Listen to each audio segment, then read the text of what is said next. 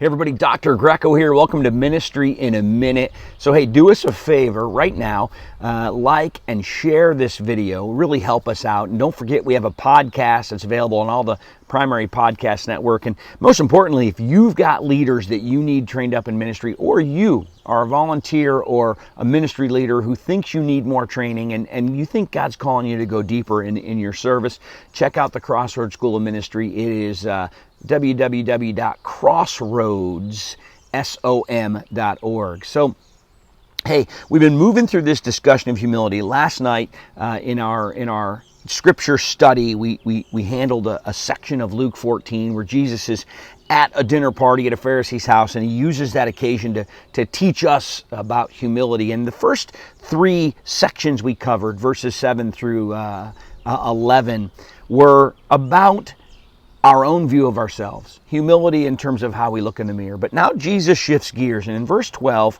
he wants to talk about why that humility, or how that humility helps us minister to others. And he begins a story, and he says, he looks at the host and he says, when you give a luncheon or dinner, do not invite your friends, your brothers or sisters, your relatives, or your rich neighbors.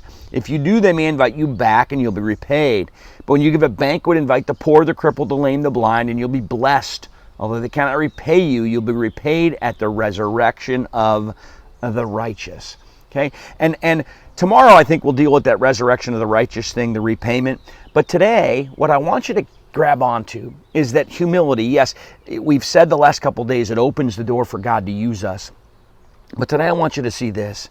Humility gives us a lens to see the world through that matches God's eyes. Humility, if we step back, you know, you've heard this saying, there by the grace of God go I. Humility allows us, thinking of ourselves less, not thinking less of ourselves, thinking of ourselves less, allows us to look at the world and see it how God sees it.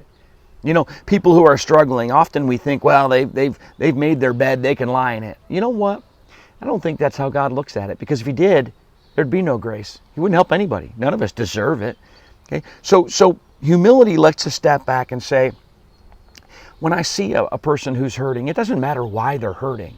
They're hurting. And maybe me helping them will be the next step in them being better. And humility allows us to have that empathy. Humility allows us to have a perspective that prioritizes people in this world. And that's really what the world needs, because that's how God shows up, through the empathy and the love that you and I show this world.